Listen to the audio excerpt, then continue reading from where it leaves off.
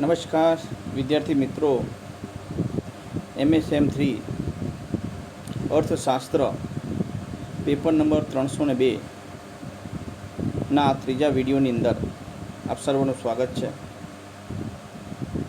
અગાઉના વિડીયોની અંદર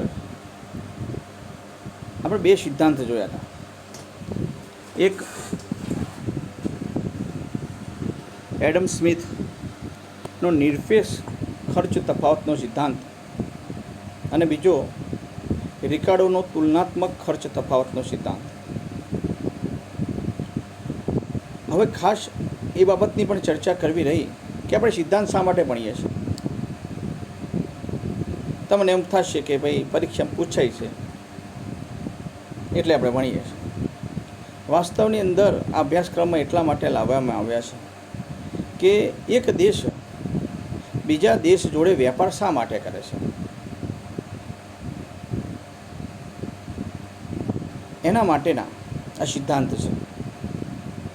સ્વાભાવિક છે કે કોઈ પણ બે વ્યક્તિઓ એકબીજા જોડે વેપાર ક્યારે કરે કે જો એમને કંઈક ફાયદો થતો હશે તો. એટલે સૌપ્રથમ આપણે એડમ સ્મિથનો સિદ્ધાંત જોયો. એણે શું કહ્યું હતું કે બે દેશ છે, એક દેશને એક વસ્તુમાં અને બીજા દેશને બીજી વસ્તુની અંદર તુલનાત્મક એને ખર્ચ લાભ છે. ટૂંકમાં તુલનાત્મક નથી, એ તો રિકાર્ડોમાં આવે છે. એટલે કે એક દેશને એક વસ્તુમાં અને બીજા દેશને બીજી વસ્તુની અંદર ખર્ચ લાભ છે. આથી જે દેશ જેમાં ખર્ચ લાભ છે એનું ઉત્પાદન કરશે, એટલે ત્યાં પ્રશ્નનું સમાધાન થઈ જતું હોય. બીજો સિદ્ધાંત આવ્યો રિકાર્ડોનો. રિકાર્ડોના સિદ્ધાંતમાં એનાથી થોડું અલગ કહ્યું કે એક દેશ બંને વસ્તુમાં ખર્ચ લાભ ધરાવે છે અને બીજો દેશ છે એ બંને વસ્તુની અંદર ખર્ચ ગેરલાભ ધરાવે છે. તો હવે આપણને પ્રશ્ન થાય કે કયો દેશ છે એ શેનું ઉત્પાદન કરશે. કારણ કે આગલા સિદ્ધાંત પ્રમાણે તો એક દેશ બંનેનું ઉત્પાદન કરવું જોઈએ, કારણ કે બંને વસ્તુમાં ખર્ચ લાભ છે અને બીજા દેશને બંને વસ્તુની અંદર ખર્ચમાં ગેરલાભ છે. તો પછી હવે પાછું એ રિકાર્ડો એવું કહ્યું કે અહીંયા ખર્ચ લાભ એક દેશને વધુ છે બંને વસ્તુની અંદર, પરંતુ તુલનાત્મક રીતે બીજા દેશની એ વસ્તુની ઉત્પાદન ખર્ચની તુલના કરવાથી એક વસ્તુમાં વધુ લાભ થાય છે, બીજી વસ્તુની અંદર ઉત્પાદન કરવામાં ઓછો ખર્ચ લાભ થાય છે. આથી એને એવું કહ્યું કે જેમાં ખર્ચ લાભ વિશેષ હશે એનું ઉત્પાદન કરશે અને જે દેશ બંને વસ્તુની અંદર ખર્ચમાં ગેરલાભ ધરાવે છે એ ગેરલાભ જેમાં ઓછામાં ઓછો ગેરલાભ હશે એનું ઉત્પાદન કરશે. ટૂંકમાં બંને સિદ્ધાંતો ખર્ચ લાભ અને ખર્ચ ગેરલાભના આધારે એ ઉત્પાદન કરશે, વિશેષીકરણ કરશે અને એક દેશ બીજા દેશ જોડે વેપાર કરશે. હવે એમણે એવું નહોતું કહ્યું કે ખર્ચમાં લાભ શા માટે છે તો ખર્ચમાં ગેરલાભ શા માટે છે, એવી ચર્ચા આ એડમ સ્મિથ કે રિકાર્ડોએ કોઈ કરી નથી. કે એક દેશને ખર્ચમાં લાભ છે અને બીજા દેશને ખર્ચમાં ગેરલાભ છે, તો આ લાભ શા માટે છે અને ગેરલાભ છે ખર્ચમાં એ શા માટે છે એની ચર્ચા કરી નથી. તો એની ચર્ચા કરવાનું જે કામ છે એ હેક્સર-ઓવલિનનું સાધન પરિમાણ તફાવતના સિદ્ધાંતની અંદર કહે છે. તમે જોઈ લો, એની અંદર ડિસ્પ્લેમાં લખ્યું છે કે આંતરરાષ્ટ્રીય વેપારના પ્રશિષ્ટ સિદ્ધાંતમાં બે દેશોમાં તુલનાત્મક ખર્ચ તફાવતના પરિણામે અસ્તિત્વમાં આવતા સાપેક્ષ ભાવોના તફાવતને તેમની વચ્ચેના વ્યાપાર માટે કારણભૂત માનવામાં આવે છે. પરંતુ હવે ચર્ચા કરે છે એટલે ઉપરની જે લીટી છે એની અંદર શું કહ્યું છે કે બે દેશોમાં તુલનાત્મક ખર્ચ તફાવતના પરિણામે, એટલે એક દેશને તુલનાત્મક ખર્ચ તફાવતમાં વધુ છે, ઓછો છે, ખર્ચમાં લાભ છે, ખર્ચમાં ગેરલાભ છે, એ તફાવતને પરિણામે અસ્તિત્વમાં આવતા સાપેક્ષ ભાવમાં, એટલે એ ખર્ચના લાભ ધરાવતો છે એ દેશમાં સસ્તું થશે, જો ગેરલાભ ધરાવતો છે દેશમાં એ વસ્તુ મોંઘું થતું છે. આનો અર્થ એવો થાય.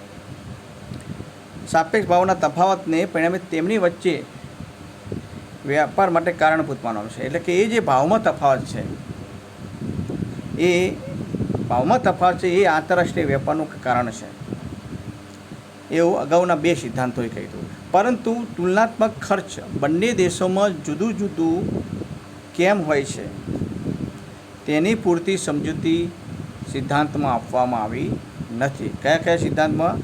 એડમ સ્મિથના અને રિકાર્ડોના, જેની સમજૂતી હેક્સર-ઓલીના સાધન પરિમાણના સિદ્ધાંતમાં આપવામાં આવી છે. એટલે હવે તમને ચોક્કસથી ખ્યાલ આવી જ જાય કે આ સિદ્ધાંત પેલા બે સિદ્ધાંત કરતાં કંઈક અલગ કહે છે. શું અલગ કહે છે એ પણ સમજવું જરૂરી છે. અગાઉના બે સિદ્ધાંતો એવું કહેતા હતા કે ભાઈ ખર્ચમાં લાભ અને ખર્ચમાં ગેરલાભ, એટલે એક વસ્તુ વધારે ખર્ચે ઉત્પાદન થાય છે, બીજી વસ્તુ સસ્તી ઉત્પાદન થાય છે. તો આ વધારે જે વસ્તુ મોંઘી ઉત્પન્ન થતી છે એની કિંમત વધારે છે તો એ બીજા દેશમાંથી લાવશે. જે વસ્તુ દેશમાં સસ્તી ઉત્પન્ન થાય છે એનું વિશેષીકરણ કરશે અને એની બીજા દેશને નિકાસ કરશે. પરંતુ આ વધારે મોંઘું કે વધારે સસ્તું ઉત્પાદન શા માટે થાય છે એની ચર્ચા કરી નહોતી. એની ચર્ચા કરવાનું કામ આ હેક્સર-ઓલીનો સાધન પરિમાણ તફાવતનો સિદ્ધાંત કરે છે. એટલે તમને ખ્યાલ આવી જવો જોઈએ કે આ સિદ્ધાંતમાં પહેલાં કરતાં કંઈક ડિફરન્ટ છે. હવે તમે બંનેના ડિસ્પ્લેની અંદર ફોટા પણ આવેલા છે, બર્ટિલ ઓલિન અને અલી હેક્સર, તમે જોઈ શકો છો. એના પછીની આપણે બીજી સ્લાઇડની અંદર બીજી સ્લાઇડમાં જઈએ. અહીંયા બીજી સ્લાઇડની અંદર બંનેની વિચારસરણી, બંને શું કહેવા માગે છે એની વાત કરી છે. તમે જોજો અહીંયા પહેલું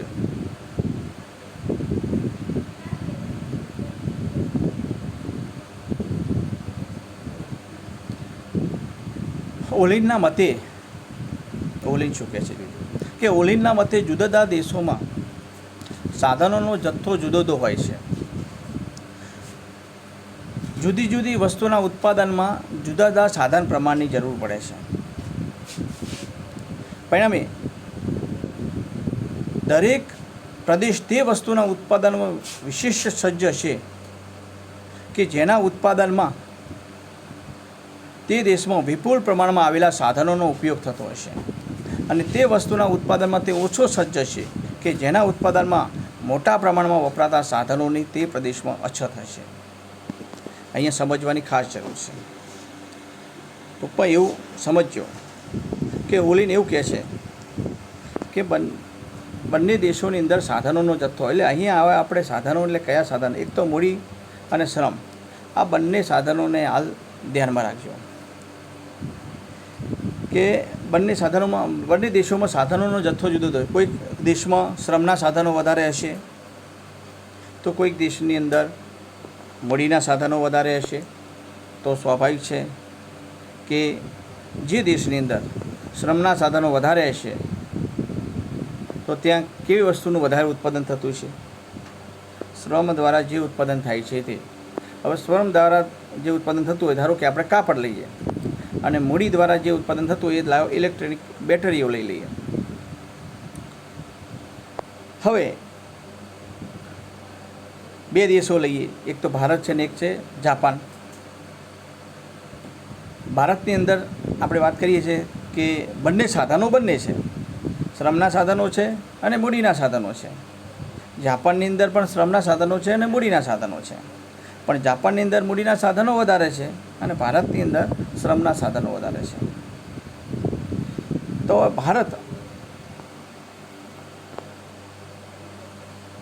જે કાપડ અને બેટરી બંનેનું ઉત્પાદન કરે છે. તો અહીંયા લખ્યું છે, તમે જોતા હશો કે પરિણામે તે પ્રદેશ તે વસ્તુના ઉત્પાદનમાં વિશેષ સજ્જ છે, એટલે કે વધારે શ્રેષ્ઠ છે. કયો દેશ શેમાં શ્રેષ્ઠ છે? કે જેના ઉત્પાદનમાં તે પ્રદેશમાં વિપુલ પ્રમાણમાં આવેલા સાધનો. એટલે ભારત શેમાં વિશેષ સજ્જ છે? કે ભાઈ કાપડની અંદર. કારણ કે કાપડમાં કયા સાધનો વપરાય છે? શ્રમના સાધનો ભારતમાં કેવા છે? વિશેષ છે, વધારે છે. અને બીજું લખ્યું છે કે તે વસ્તુના ઉત્પાદનમાં તે ઓછો સજ્જ છે. એટલે ઓછો સજ્જ એટલે ઓછું ઉત્પાદન થતું છે. ભારતની અંદર છે ને ઓછું ઉત્પાદન થતું છે ઇલેક્ટ્રિક બેટરીનું, કારણ કે તે પ્રદેશમાં મોટા પ્રમાણમાં વપરાતા સાધનોની તે પ્રદેશમાં અછત છે. કારણ ઇલેક્ટ્રોનિક બેટરીની અંદર શું વધારે વપરાય છે? મૂડી વધારે વપરાય છે. તો મૂડી ભારતમાં શું છે? અછત છે. અહીંયા સમજી લેવાની ખાસ જરૂર છે તમારે.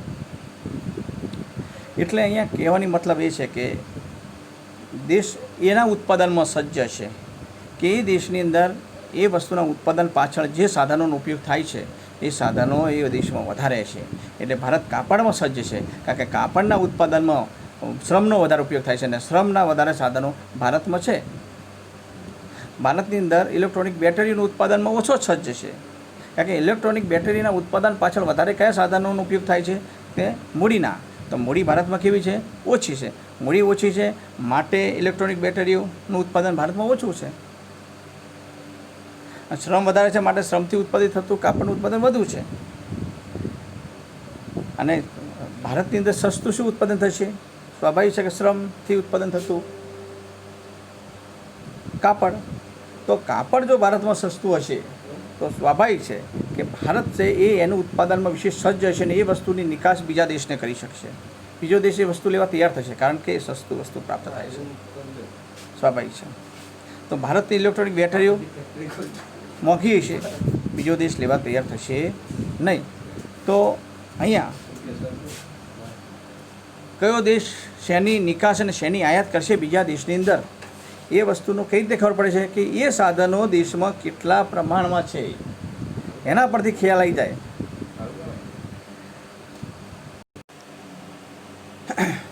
અહીંયા તમને સિદ્ધાંતનો હાર્દ ચોક્કસથી સમજાઈ જાય. હવે આપણે જોઈએ હેક્સર શું કહે છે કે હેક્સરના મતે અહીંયા આપેલું છે, તમે ડિસ્પ્લેની અંદર ધ્યાન રાખજો કે હેક્સરના મતે બે દેશોમાં ઉત્પાદનના સાધનોની બે સાધનોની અસમાન સાપેક્ષ અછત હોય છે. એટલે એક દેશમાં કોઈ સાધનની અછત હશે તો બીજા દેશમાં એનાથી વિપરીત બીજા સાધનની અછત હશે. એક દેશ એકમાં સજ્જ હશે એટલે વધારે સાધનો છે તો બીજો દેશ એનાથી ઉલટા બીજી વસ્તુની અંદર વિશેષ સજ્જ છે. એટલે અસમાન છે. બંને દેશોની અંદર એ સાધનોનું પ્રમાણ અસમાન છે.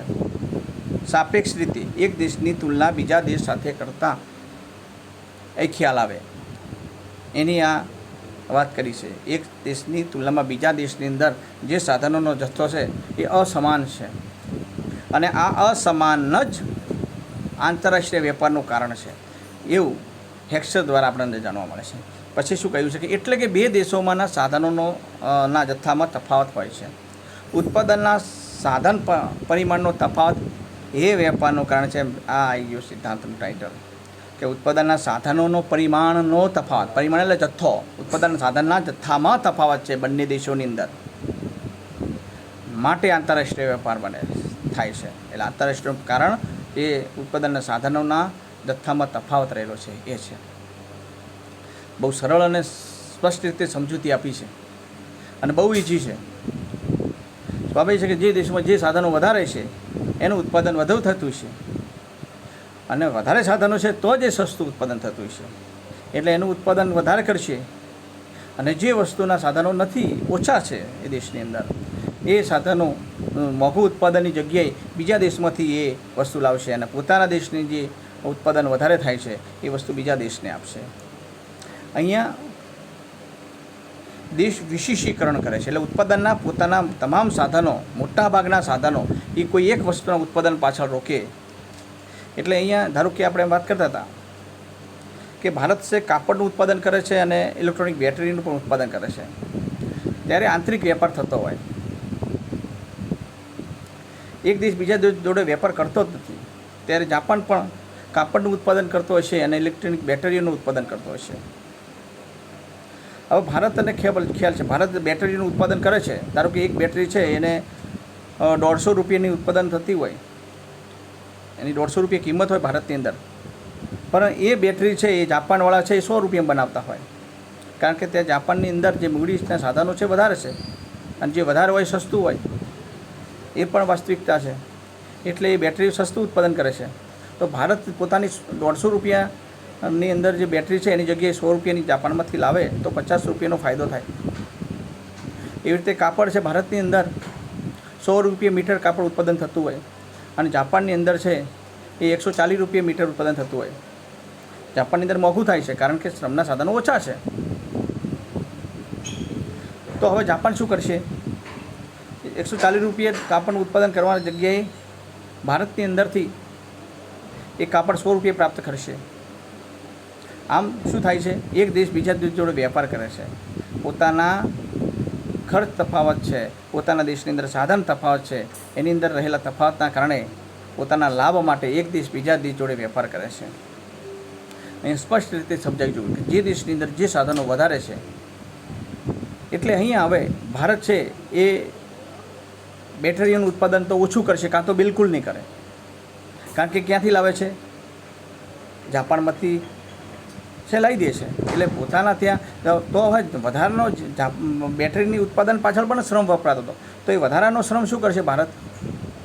એક કાપડના ઉત્પાદન પાછળ રોકશે. એટલે કાપડનું ઉત્પાદન વધારે કરશે, કારણ કે એને એ જાપાનને આપવાનું છે, નિકાસ કરવાની છે, બીજા દેશને નિકાસ કરવાની છે. એટલે અહીંયા શું કર્યું? ભારત શેમાં વિશેષીકરણ કર્યું? પોતાના મોટાભાગના સાધનો કયા વસ્તુના ઉત્પાદન પાછળ રોક્યા? તો કાપડના ઉત્પાદન પાછળ રોક્યા. એટલે ભારતે વિશેષીકરણ કર્યું, ઉત્પાદનનું વિશેષીકરણ કર્યું, કાપડનું ઉત્પાદનનું વિશેષીકરણ કર્યું. એવી રીતે જાપાન છે. જાપાન શેના ઉત્પાદનનું વિશેષીકરણ કરશે? કે જાપાન છે કાપડનું ભારતમાંથી લાવે છે, માટે કાપડનું ઉત્પાદન ઓછું કરી દેશે, કાં તો બંધ કરી દેશે. એની જગ્યાએ એના જે બધા મૂડીના સાધનો છે એ બધા સાધનો ક્યાં રોકશે? શ્રમના સાધનો ઇલેક્ટ્રોનિક બેટરીની અંદર રોકશે, ઉત્પાદન પાછળ રોકશે.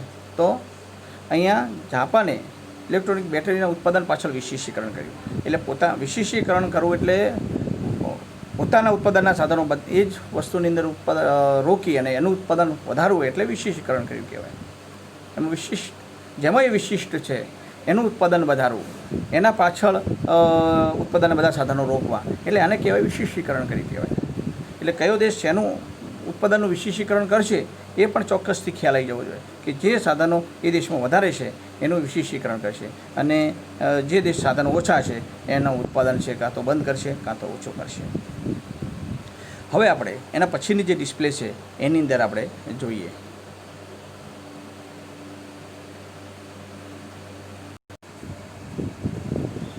અહીંયા હવે આ ડિસ્પ્લેની અંદર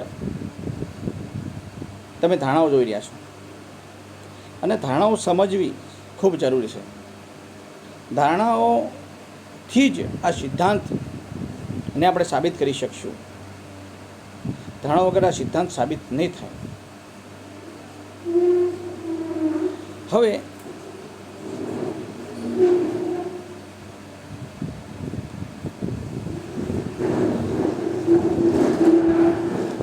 પહેલી ધારણા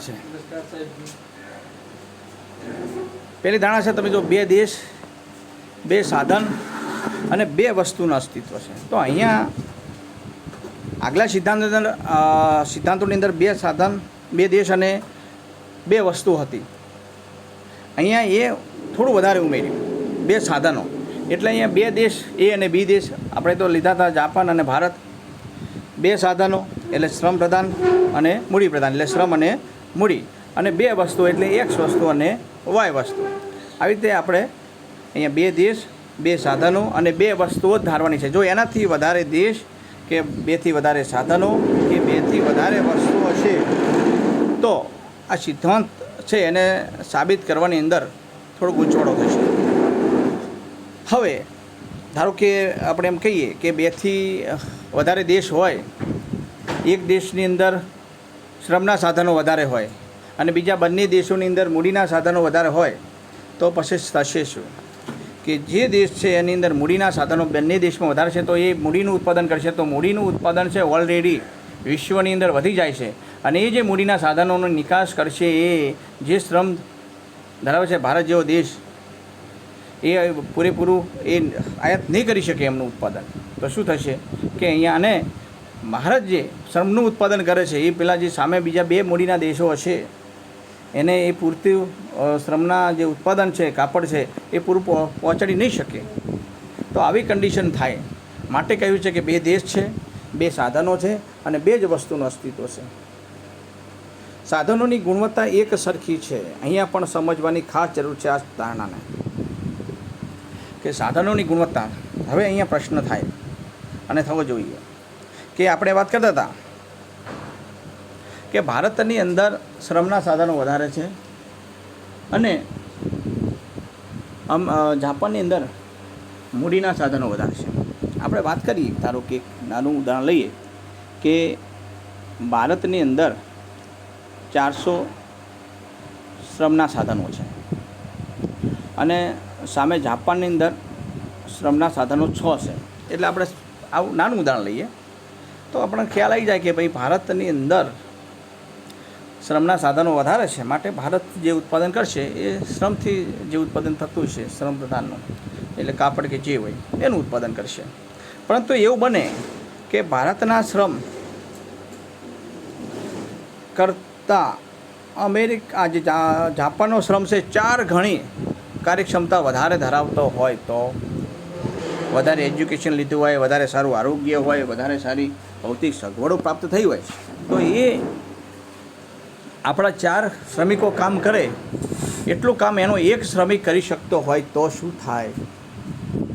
અહીંયા એ પ્રશ્ન વિચારવો રહ્યો. તો એનો અર્થ એવો થાય કે ભારતના 400 શ્રમિકો જેટલું કાર્ય કરે છે, એટલે 400 શ્રમિક બરાબર એના 100 શ્રમિકો છે. કારણ કે એનો એક શ્રમિક, જાપાનનો એક શ્રમિક છે એ ભારતના 4 શ્રમિક જેટલું કામ કરે છે. તો અહીંયા બંને દેશોની અંદર શ્રમના સાધનો ગુણવત્તાની રીતે સરખા થઈ ગયા. તો પછી જાપાન શું કરશે? શ્રમનું ઉત્પાદન પણ એટલું બધું કરશે, કાપડનું ઉત્પાદન એ વધારે કરશે. તો પછી જાપાનને કાપડની જરૂર છે એ ભારત જોડેથી પડશે જ નહીં, સ્વાભાવિક છે. તો અહીંયા પ્રશ્ન થાય છે કે કયા દેશની અંદર કયા સાધનો વધારે છે, તો એ નક્કી કરી શકાશે નહીં. કારણ કે જે સાધનો છે એ સાધનોની ગુણવત્તા સરખી નથી, એ સાધનોની ગુણવત્તા એ સરખી નથી, અલગ અલગ છે. માટે જો આ સિદ્ધાંતને સાબિત કરવો હોય તો આપણે એમ કહીશું કે સાધનોની ગુણવત્તા જેવા ભારતની અંદર જેવા શ્રમિકો કેળવાયેલા છે એવા જ શ્રમિકો કેળવાયેલા જાપાનની અંદર છે. જાપાનની અંદર જેવી મૂડી કેળવાયેલી છે એવી જ મૂડી છે એ ભારતની અંદર કેળવાયેલી છે. આ વસ્તુ ધ્યાનમાં લેવાની જરૂર છે. અને એ બીજી આ ધારણા છે ન સમજણ પડી ફરીથી છે વિડીયો એ રિવાઇઝ કરીને ફરીથી સમજજો. હવે એના પછીની જે ધારણા છે નંબર 3, સાધનો આંતરિક ગતિશીલ છે પરંતુ આંતરરાષ્ટ્રીય અગતિશીલ છે. એટલે સાધનો આંતરિક ગતિશીલ દેશની અંદર સાધનો, શ્રમના સાધનો દેશની અંદર એક રાજ્યમાંથી બીજા રાજ્યમાં, એક પ્રદેશમાંથી બીજા પ્રદેશમાં જઈ શકે છે. મૂડીના ભારતની અંદરના જે સાધનો છે એ એક પ્રદેશમાંથી બીજા પ્રદેશમાં ભારતની અંદર જઈ શકે છે, પરંતુ એક દેશમાંથી બીજા દેશમાં સાધનો જઈ શકતા નથી. જશે તો શું થશે જોજો. આપણે ધારણા ધારી છે કે નથી જતા, અગતિશીલ છે. એક દેશમાંથી બીજા દેશની અંદર સાધનો છે એ અગતિશીલ છે. પરંતુ ધારો કે આપણે ઉદાહરણ લઈએ, ચાલો કે આ ધારણાને ધારવી નથી, તો શું થશે કે ભારતની અંદર શ્રમ વધારે છે, શ્રમ સસ્તો હશે એટલે શ્રમનું વેતન ઓછું હશે, તો શું કરશે? જાપાનની અંદર શ્રમ ઓછો છે એટલે શ્રમનું વેતન વધારે છે. તો ભારતના શ્રમિકો ક્યાં જશે? જાપાનમાં જશે, શ્રમ વધારે મળે છે.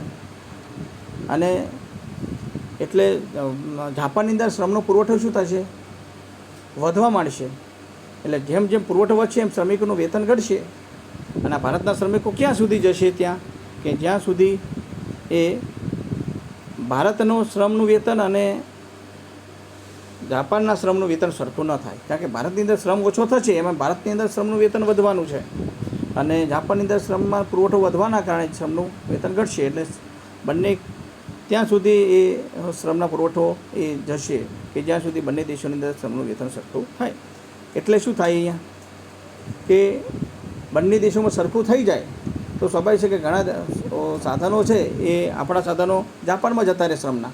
તો વાસ્તવની અંદર જાપાનની અંદર એ શ્રમનો પુરવઠો ભારતમાંથી ગયો તો જાપાનવાળા છે એ પોતાના દેશની અંદર જ શ્રમ દ્વારા જે ઉત્પાદન થાય છે કાપડ ઉત્પાદન કરશે, ભારત જોડેથી લેશે જ નહીં. એટલે આંતરરાષ્ટ્રીય પર થશે જ નહીં. તો શું થાય છે અહીંયા? આંતરરાષ્ટ્રીય પર ન થાય તો આપણે સિદ્ધાંત સાબિત કઈ રીતે કરી શકીએ? એટલે આપણે એવી રીતે ધારવાનું છે કે આપણા સાધનો છે એ બીજા દેશની અંદર જતા નથી, પણ આપણા સાધનો દ્વારા જે ઉત્પાદન થાય છે એ બીજા દેશની અંદર જાય છે. એટલે આંતરિક રીતે સાધનો ગતિશીલ છે, પરંતુ આંતરરાષ્ટ્રીય અગતિશીલતા ધરાવે છે. અને જો ગતિશીલતા ધરાવે તો સિદ્ધાંત સાબિત કરી શકાય નહીં. એના પછીનું જુઓ, વસ્તુ અને સાધન બજાર સંપૂર્ણ હરીફાઈ છે. એટલે વસ્તુઓના ઉત્પાદનમાં પણ કોઈ પણ ઉત્પાદન કરી શકાય છે, અને એ સાધન બજારની અંદર પણ કોઈ પણ છે એ ગમે તે ઉત્પાદન કરી શકે છે, ગમે ત્યાં એ કામ કરી શકે છે. સંપૂર્ણ હરીફાઈ છે. પછી છે બંને દેશોમાં પૂર્ણ રોજગારી છે. આ પણ સમજો, બંને પ્રદેશોમાં પૂર્ણ રોજગારી છે. એટલે જે ઉત્પાદનના સાધનો છે બધા સાધનોને કામ મળી રહેશે. બધા જ સાધનો જે બંને દેશોની અંદર છે, મૂડીના સાધનો હોય કે શ્રમના સાધનો હોય, બંનેને એ પૂરેપૂરું કામ મળી રહેશે. એવું વાર બને, ઘણીવાર બને કે ભારતની અંદર છે એ શ્રમના સાધનો વધારે છે, મૂડીના સાધનો ઓછા છે, પરંતુ મૂડીના સાધનોને પૂરેપૂરું કામ મળતું ન હોય. ઘણા એવા સાધનો હોય કે જે, કારણ કે ભારતની અંદર જે પરંપરાગત ઉત્પાદન પદ્ધતિ હોય એના કારણે એના તરફ દુર્લક્ષ્ય હોય, તો મૂડીના સાધનોને પૂરેપૂરું કામ ન મળતું હોય, અને ન મળતું હોય પૂરેપૂરું કામ, અને અચાનક કામ મળવા લાગે તો એ મૂડીના સાધનો દ્વારા ઉત્પાદન વધી જશે. એટલે ઉત્પાદન વધી જશે તો બીજા દેશ જોડેથી લાવવાની જરૂર જ નહીં પડે. સ્વાભાવિક છે. એટલે બધા જ સાધનોને પૂરેપૂરું કામ લાગે છે. એટલે હવે વધારે ઉત્પાદન કરવું શક્ય નથી, કારણ કે ઉત્પાદનના સાધનો છે એ પૂરેપૂરી રીતે રોકાયેલા છે. એના પછીની જે ધારણા છે, વસ્તુને શ્રમ પ્રચુર અને મૂડી પ્રચુર સ્પષ્ટપણે વિભાજિત કરી શકાય છે. એટલે એ વસ્તુના ઉત્પાદન પાછળ કયા સાધનો વધારે વપરાય છે એના દ્વારા આપણે સ્પષ્ટપણે વિભાજિત કરી જોઈએ કે કાપડ છે એની અંદર મૂડીના સાધનો ઓછા વપરાય છે અને શ્રમના સાધનો વધારે વપરાય છે. એટલે જે સાધનો વધારે વપરાય છે એવા શ્રમના સાધનો, તો કે શ્રમ પ્રચુર વસ્તુઓ કહેવાય. અને જે વસ્તુની અંદર મૂડી વધારે વપરાય છે, ધારો કે ઇલેક્ટ્રોનિક બેટરીઓની વાત કરી કે મૂડી વધારે વપરાય છે, તો કે શું કહીશું એને? મૂડી પ્રધાન ઉત્પાદન કહીશું, મૂડી પ્રચુર વસ્તુ કહીશું ટૂંકમાં એને. એટલે કોઈ પણ વસ્તુને એની ઉત્પાદન પ્રક્રિયાને જોવાથી ખબર પડી જાય, અથવા તો એ વસ્તુને જોવાથી પણ ખબર પડી જવી જોઈએ કે ભાઈ આ મૂડી પ્રચુર વસ્તુ છે કે શ્રમ પ્રચુર વસ્તુ છે. આપણે પંખા લઈએ, મોબાઈલ લઈએ તો આપણે ખબર પડી જવી જોઈએ કે ભાઈ આ છે એ મૂડી પ્રચુર વસ્તુઓ છે. પછી અનાજ લઈએ તો શ્રમ પ્રચુર વસ્તુઓ છે. ખેતી ક્ષેત્રની પેદાશો લઈ શ્રમ પ્રચુર વસ્તુ છે. એટલે ટૂંકમાં ખ્યાલ આવી જવો જોઈએ કે આ જે ઉત્પાદન છે એ ઉત્પાદન, એ વસ્તુઓ છે એ મૂડી પ્રચુર વસ્તુ છે કે શ્રમ પ્રચુર વસ્તુ છે, સ્પષ્ટપણે વિભાજિત કરી શકવું જોઈએ. બંને દેશોમાં વ્યાપાર મુક્ત અને વાહન વ્યવહાર ખર્ચ શૂન્ય છે. બંને દેશોમાં વ્યાપાર મુક્ત છે, એટલે એક દેશ બીજા દેશ જોડે ગમે તેટલો વેપાર કરી શકે છે. બંને દેશોમાં આયાત નિકાસ ગમે તેટલી કરી શકાય છે. અને બીજું છે વાહન વ્યવહાર ખર્ચ શૂન્ય છે. અહીંયા સમજવાની જરૂર છે કે વાહન વ્યવહાર ખર્ચ આપણે એમ ધારવાનો છે, થતો જ નથી. વાહન વ્યવહાર ખર્ચ બિલકુલ નહીં. ધારો કે જાપાનમાંથી જે ઇલેક્ટ્રોનિક બેટરી લાવીએ છીએ, જાપાનની અંદર જે, તો અહીંયા ભારત લાવવાનો કોઈ ખર્ચ થતું નથી. પરંતુ એવું બને કે જો વાહન વ્યવહાર ખર્ચ શૂન્ય ન હોય તો આ સિદ્ધાંત લાગુ પડે કે નહીં સમજીએ. કે ભારતની અંદર છે, આપણે વિચાર કરીએ કે કાપડ છે એ 100 રૂપિયે છે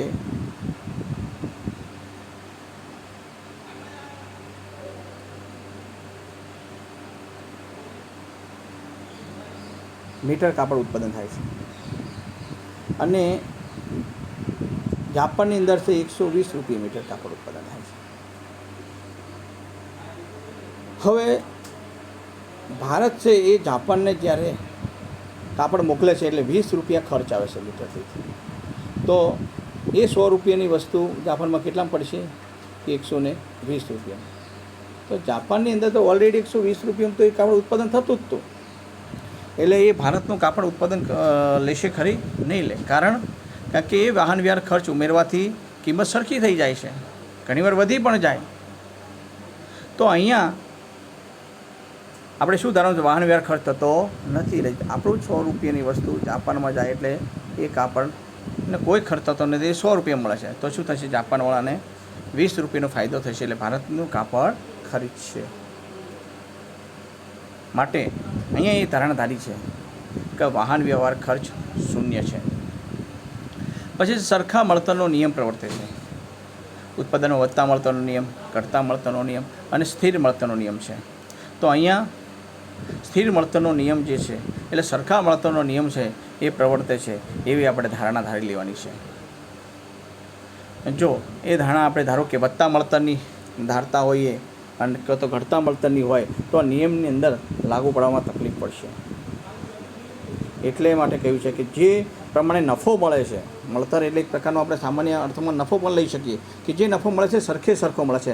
અચાનક ઘટતા મળતરનો નફો ઘટી જાય તો ભારતની અંદર કાપડનો પાછળનો નફો ઘટી જાય તો ભારત છે એ જાપાનને કાપડ નહીં મોકલે, કિંમત વધારી દે છે. નફો વધારે લેવા માટે કિંમત વધારી દે છે, જાપાનને લોકોને મોંઘું પડશે તો પોતાના દેશમાં જ કાપડ ઉત્પાદન કરશે. તો શું થશે? અહીંયા એક દેશ બીજા દેશ જોડે વસ્તુની આધાર બદલી જ નહીં કરે. માટે કહ્યું છે કે સરખા મળતરનો નિયમ છે એ પ્રવર્તે છે. એના પછી જે છે છેલ્લું, બંને દેશોમાં ગ્રાહકોની પસંદગી એક સરખી છે. આ પણ મહત્ત્વનું છે. જો પસંદગી એક સરખી ન હોય તો શું થાય કે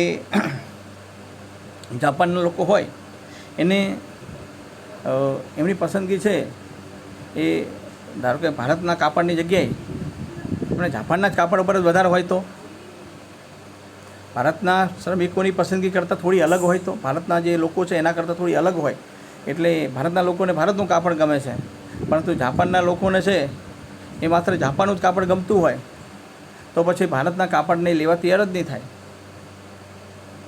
તો આના કારણે શું થશે કે ભારત એ કાપડ મોકલી જ નહીં શકે.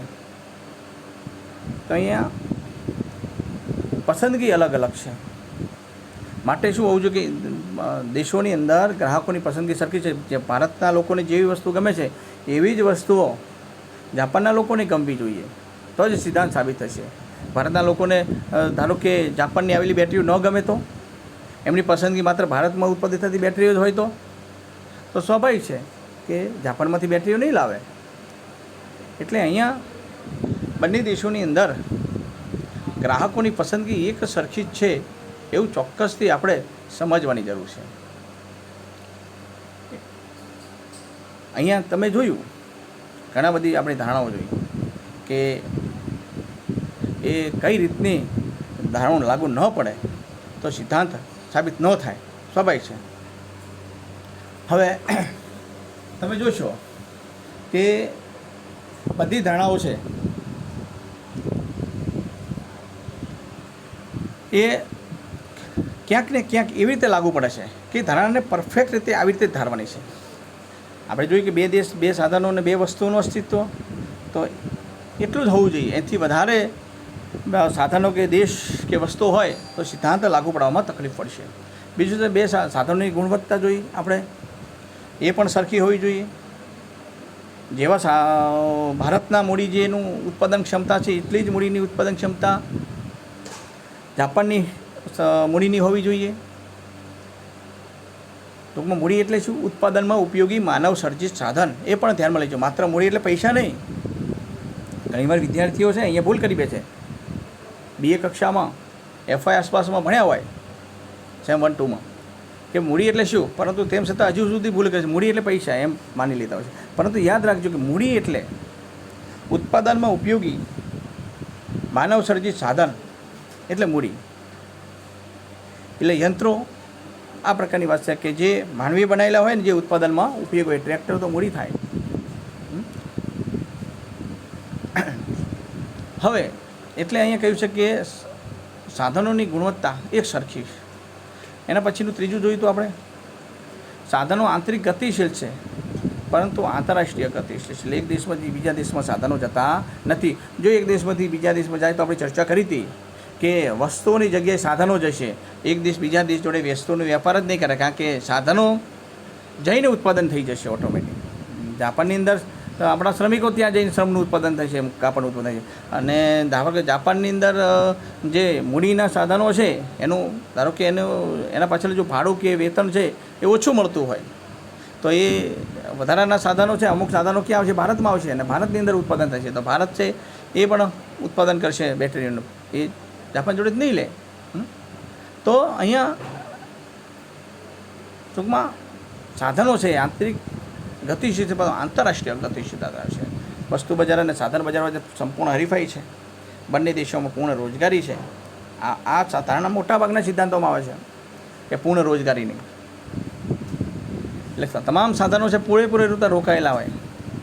આપણે કહેતા હોય કે જાપાનની અંદર શ્રમ ઓછો છે, પરંતુ શ્રમના ઘણા સાધનો બેકાર ફરતા હોય, અચાનક કામે લગાડવામાં આવે તો ભારતના શ્રમિક જેટલા થઈ જાય તો શું થશે? ભારતનું કાપડ લેવા તૈયાર નહીં થાય કે જાપાનની અંદર પુષ્કળ શ્રમ છે. પરંતુ આપણે ધ્યાન લેવાનું છે કે બધા જ શ્રમિકોને કામ મળે છે, બધા જ મૂડીના સાધનોને કામ મળે છે. એટલે વધારે મૂડીના સાધનો કે વધારે શ્રમના સાધનો બજારમાં આવવાની શક્યતા જ નથી. એટલે આ પ્રકારની પરિસ્થિતિ બદલાવાની શક્યતા નથી.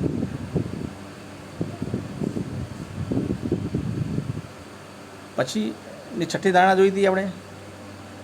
ઘણી તમને એમ થશે કે ધારણાઓ ફરીથી શા માટે રીવી જાય? કારણ કે ધારણાઓ એ આ સિદ્ધાંતનું હાર્દ છે, એને એને એ રીતે કન્ડિશનમાં ધારવી જોઈએ છે. કારણ કે ધારણાઓ તમારે ધારો ઘણીવાર એવું બને કે આ સિદ્ધાંતની મર્યાદાઓ લખવાની થાય, તો મેં તમને જે આ ધારણાઓની ચર્ચા કરી એ ધારણાઓ સાબિત ન થાય તો એની મર્યાદાઓ વળી જાય મિત્રો. માટે આ ધારણાઓની વિશેષ ચર્ચા કરવી જોઈએ. ધારણાઓ જેની મર્યાદાઓ છે, આવું ન હોય તો આવું થાય, આવું ન હોય તો આ રીતે બને. માટે એ એની મર્યાદાઓ થઈ જશે બધી ધારણાઓ. એટલે અલગથી ઘણીવાર મર્યાદા લખવાની જરૂર પણ વિદ્યાર્થીઓને નથી પડતી. એટલે સૂઝબૂઝ સાથે હંમેશા પ્રશ્નો લખો. કારણ કે જ્યારે પણ તમે પ્રશ્નની શરૂઆત કરો તો હંમેશા એક વસ્તુ યાદ રાખો કે પ્રસ્તાવનાથી કરવી, એ પછી સિદ્ધાંત જે હોય એની વ્યાખ્યા લખવી, એ પછી એની ધારણાઓ આવે, સિદ્ધાંતની અનુસૂચિ, આકૃતિ, એની સમજૂતીઓ આવે, છેલ્લે મર્યાદાઓ થોડી આવે અને સમાપન આવે. આ રીતે કોઈ પણ સિદ્ધાંત તમે લખો તો તમારે વધારે માર્ક ખેંચી શકો. એટલા માટે ચર્ચા વધારે કરી છે. પછી સરખા મળતરનો નિયમ પણ છે. ઉત્પાદનના મળતરના નિયમ પણ તમને ખ્યાલ છે. વધતા મળતરનો નિયમ, ઘટતા મળતરનો નિયમ અને સ્થિર મળતરનો નિયમ. મળતર એટલે એક પ્રકારનો નફો. એ પણ ઘણીવાર વિદ્યાર્થીઓ બોલ કે બાકી વધતા મળતરનો નિયમ એટલે વધારે વળતર મળતું હોય, વધારે નફો મળતો હોય, એટલે વધતા મળતરનો નિયમ. તો આવું શા માટે બને કે ઉત્પાદન ખર્ચ ઘટતું હોય, જેમ જેમ વધારે ઉત્પાદન કરે એમ માત્ર અસ્થિર સાધનો પાછળ જ ખર્ચ થતો અને સ્થિર સાધનો સ્થિર હોય ત્યારે શું થાય? હંમેશા સરેરાશ ખર્ચ ઘટી જાય છે, તો નફો વધારે મળતો હોય. એટલે વધતા મળતરનો નિયમ કહેવાય. અસ્થિર મળતરનો નિયમ એટલે જે નફો છે સ્થિર થઈ જાય. અને પછી ઘટતા વળતરનો નિયમ એટલે અચાનક છે એ સ્થિર સાધનો પાછળ વધારે ખર્ચ કરવાનો થાય વધારે ઉત્પાદન માટે, એટલે નફો ઘટવા લાગે. આ રીતની સમજૂતી હોવી જોઈએ તમારે. એટલે ઘટતા વળતરનો નિયમ એમ સર. પરંતુ અહીંયા આપણે ધારો ને કે સરખા વળતરનો નિયમ જ છે. જો ન હોય તો સિદ્ધાંત લાગુ ન પડે. બંને દેશોમાં ગ્રાહકોની પસંદગી એક સરખી છે. જો પસંદગી બદલાઈ જાય તો એક દેશના લોકો બીજા દેશના વસ્તુઓને ખરીદવા તૈયાર નથી થતા, તો પછી આપણે સિદ્ધાંત કઈ રીતે સાબિત કરી શકીશું કે આંતરરાષ્ટ્રીય વેપાર થાય છે? કોઈ આંતરરાષ્ટ્રીય વેપાર કરવા જ નહીં થાય. દરેક દેશના લોકો પોતાના દેશમાં ઉત્પન્ન થતી વસ્તુઓ જ પસંદ કરતા હોય. તો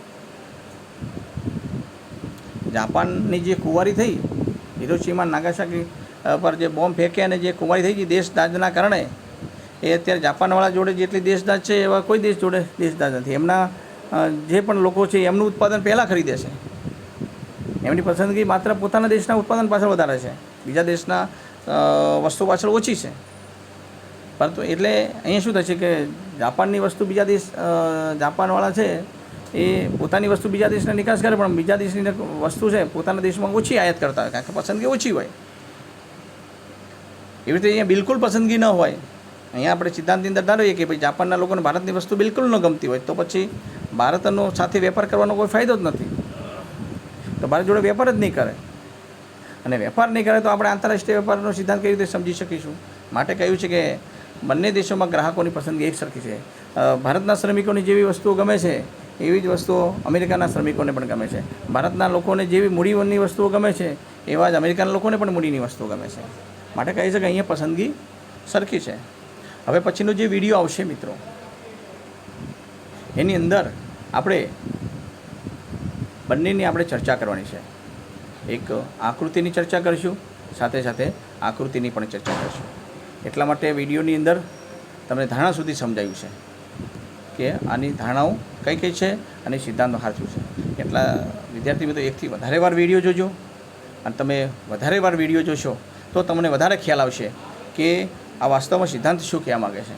સિદ્ધાંત બહુ જ મહત્ત્વના છે અને ચોક્કસથી સમજજો, વારંવાર જોજો.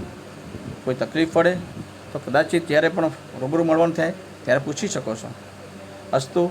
જય હિન્દ, જય ભારત.